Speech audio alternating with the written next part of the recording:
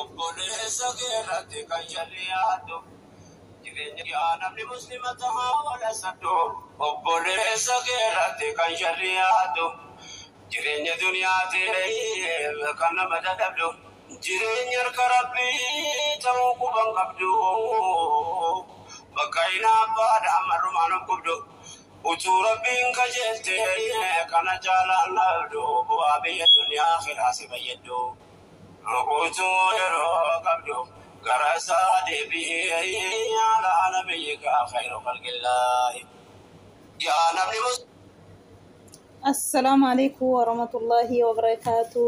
الشما هركفوني جرتني كبجمتوتكو جالتمتوتكو ألن እንዴት ናችሁ? ሰላም ናችሁ? እንዴት አደራችሁ? አሁን ጠዋት ነው። መተናል ኤጋ ወልት ጀማኔ ድፍኔ ጀራ ምንድነው እሱ ተውፊቅና ሱፍ እንዳወቃችሁ ነው። በፊት ባለፈው መድኃኒት ውስጥ ጨምሮ አሲር ሰጧል። ተውፊቅ ታሰሯል። አሁንም ግን ሱፊ አስፈትታለች። ተውፊቅ ያበደ ነው ኢብዲ ያለ ነው ማለት ናፋ ብትቀኑ እኮ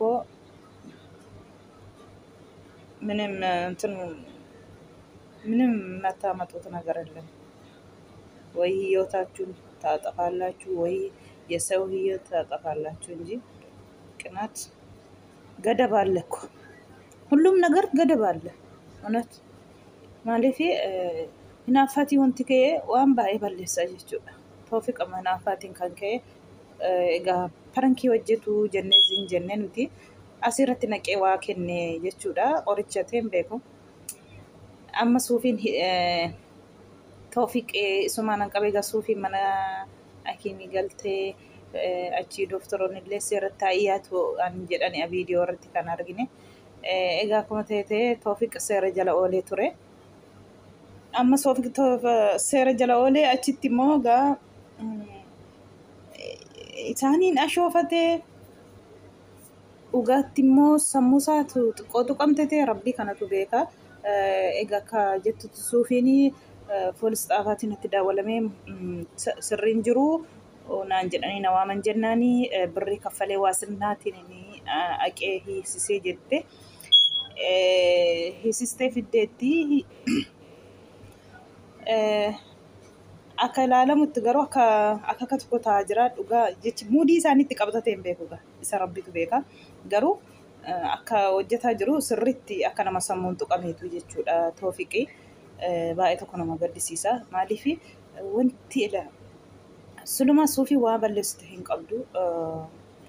Isumatu ashoofee ishee tokko bira deemuuf biyya biraan deema jedhee jalaa miliqee sokkee.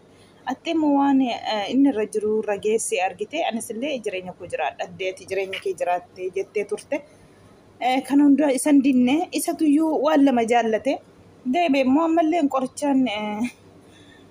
qoricha laawaatti godhee kennillee isuma deebee immoo akka nama maraatee ta'uu isuma hankoon taati malee nama eenyuyyuu ta'uu hin dandeessu. Waan barbaadde barreessitanii waan barbaadde jettanii kan inni jechaa ture hin gadduma jechuudha. Egaa amma sammuu isaaf gadhiisee jira sirrii hin jiru jedhanii poolis xaafaatiin itti daawwallaaniin aqee waastinaatiin birrii kaffalee baasee kan isheen jettu. Tawfiq rabbiin si haa fayyisu afyaa keetti si haa deebisu. Fuwaadii waamtee gakkottuu waatu sitti nimiin waa balleessee jira jettee waamtee maa inni ati nama sodaattanatti jechaa ture.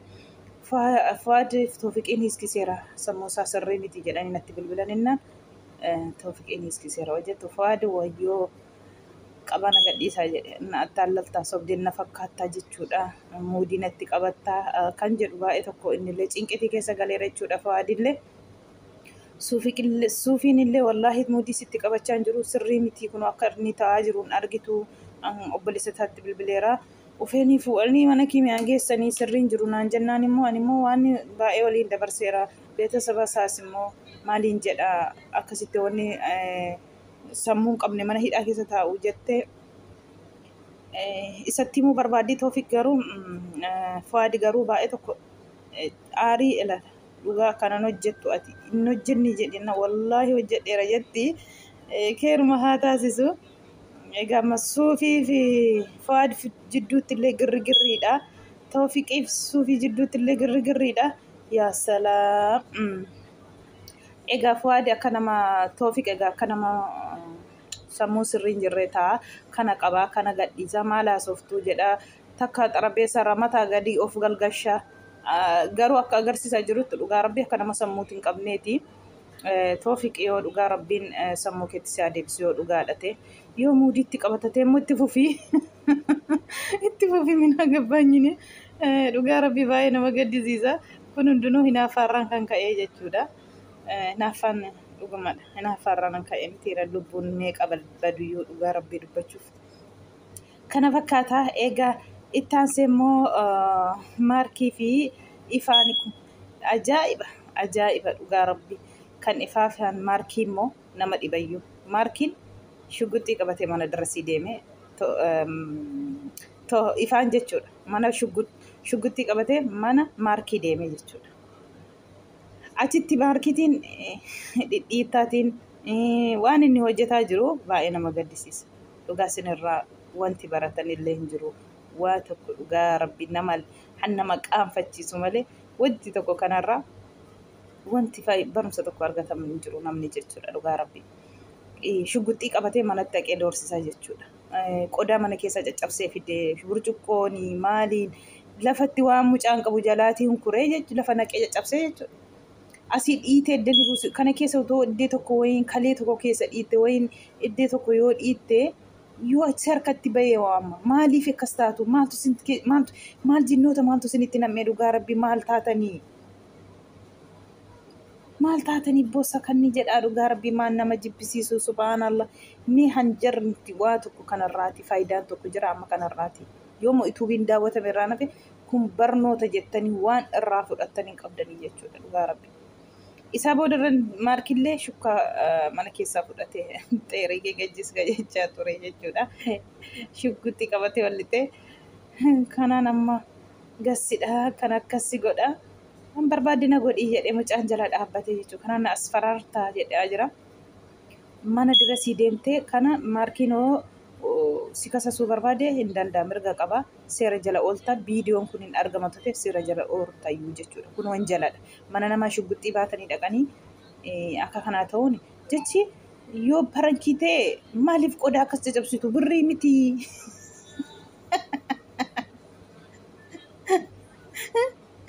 Qodaa miti. Ay miskiina wallah. Ay miskiina. Yoon barbaanne maal ta'a miskoona ta'a. Miskiina meeqatu jira amma maal ta'a. Sanaaf geessitanii jedhe waan akkas caccabsitanii waan akkas hunkurtan kana mi'aanaas haa ta'u burcuqqoos haa ta'u miskiinaaf kennaa yoo tirfii isinirraa hafeera ta'e.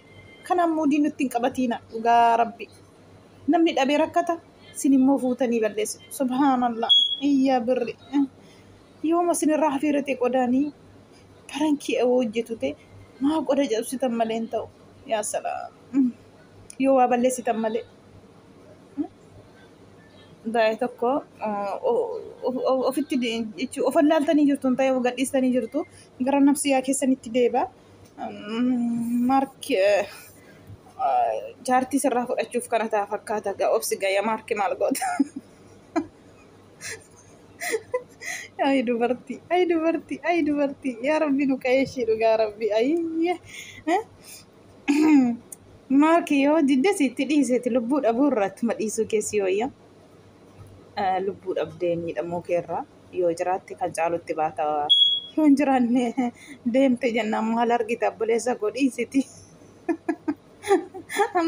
Amma shugguxxiin kun ittiin si as faraarra immoo dhugaa ittiin si rukutuufi ittiin si as faraarra ittiin si rukutuufi dhugaa as faraarra waan isaa malee ittiin si rukutuufi reema.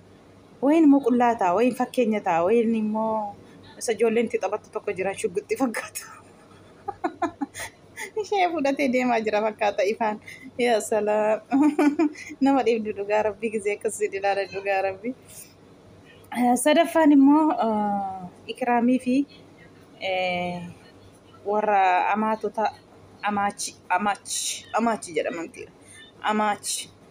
Amaachi tuuni maal jetti mana kotti kan 40 keefittu jechaa jirti.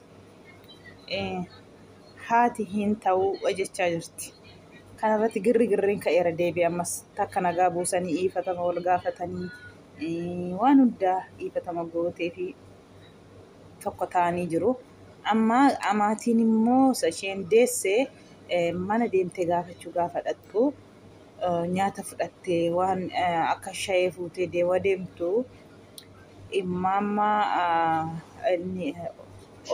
haati Ikraamii yoo haati mucaa afaan kaawwadhattu Ikraamiin haati intala afaan hin keessu du'een argama jettee jechuudha. Egaa qoricha yoo itti gootee sii fiddetee maatti beektaa jettee kana silaa kuni dadhabina Ikraamii malee waan akkasii silaa achi bakka biidiitti sana kutteeti gadhiista turte. Haadha keen arrabsiistu turte. Garii arraba barbaaddu wallaahi maaliifree birriif jettanii ofiis arrabsiisa haadha keessanis xiqqeessa maatii keessan xiqqeessa of xiqqeessaa jechuudha walumaa galatti jechuudha. Silaa sammuun kee qafoodhaati malee sammuun bira jiraate bakka haati qoricha yoo itti gootee fidde jette san irraa kuttee hambisuu dandeessati. Akka kanaan namnis immoo hinduutu akka kana namnillee sitti hin aaru jechuudha.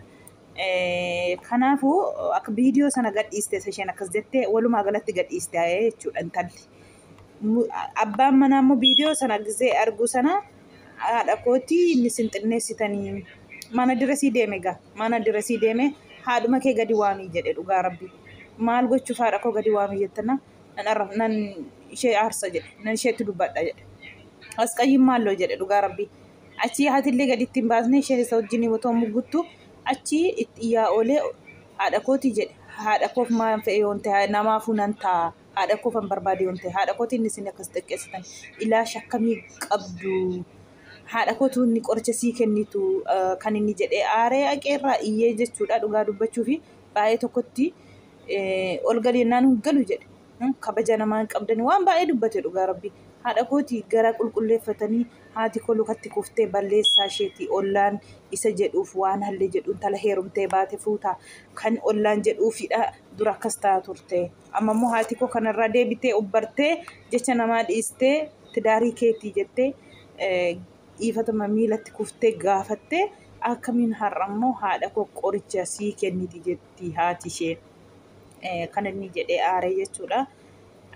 Ikraam lammaffaarratti immoo dhiifatama gaafachiisuu gisee waamtu Bengallaa waliin anatu ana biratti 40 fixxa jennaan inni nattu jette haati Ikraam immoo yoo achi dhatte qabrii korran dhaabbatiin rakkina jidditti dhufe. Yoo haadha gara abbaa manaatti citte haadha dhabde yoo haadhatti citte abbaa manaa dhabde kan akkasiirra rabbi sin fageessu fitinaadha kun dhugaa rabbi. Maaliifire amma haati yoo jara wajjin deemte qabrii korran dhaabbattu jetti. Inni kun immoo yoo bultii kee hin barbaanne jechaa jira. Anaa qoricha sii kennu. Anaa jennaan haati Ikraamii dhiifatama gadattee gaafattee jirti. Kana Ikraamitu balleessee bakka sana silaa kuttee irraa hambisuu qabdi. Waan hin taane tokko zim jedhanii akkuma arge miidiyaatti ta'uu isaanii hin taanes gadi gadhiisu kun dadhabbina keessanii rabbi sinaa haa qayeeshu dhugaa rabbi. Ilaallattani waan ta'uuf waan taasaa zim jettanii akkuma waraabdanii tan barbaadde haasoftanii fuutanii miidiyaatti gadi gadhiistu kun boorga nama ilmoon kee alatti Ikraam akkoo akkas jechuudha. Viidiyoon kee dhaquun qabu akkoon koo haati haadha koo akkas jette akkoo kootiin jechuun hin hafu. Kanaafuu gizee haasoftanii ilaala haasaa. Ikraam immoo gizee as fiddu haadha kee jechuudha gara biriddootti waan haasamuuf waan haasamni jira. Gorsa kaameraa duubatti as baasee haadha kee. Akkuma argite achirra dadadadadin jedhiin tokko si dhayu okkotee kana dhugaa rabbi kaballaatti sitti cufutee gizee tokko si ayyuu dubbii qabu wallaahi. Maal beeku haati? Maal beekume? Kanaadha arrabsiistu ammatti as baaste. Waan haasamu waan hunda duuba kaameraatti fixxee asin dhuftu akka arge dubbattu sumayyuu immoo isa saabame kana fuutee gadhiistaa jechuudha. Dhugaa gizee akkas haati ofii keessan arrabsan maal ta'a biricha sin nyaatan biyyoo sinitti ta'e dhugaa rabbi of xiqqeessitanii haadha xiqqeessitanii keessuma haadha xiqqeessan ofii keessan amma keessan haadha xiqqeessitanii birrii argachuudha waa faayidaa. Wallaahi nama guddu wallaahi al'aazim. Maqaa rabbicha rabbi sinaa qeeshu dhugaa rabbii wanti nuti komentiin achi jala jiru baay'ee nama gaddisiisa dhugaa dubbachuu. Inni kaan baga didde itti gootee siifiddi. Inni kaan akkamiin akka maan jedhanii wallaahi nan du'anii otoo ana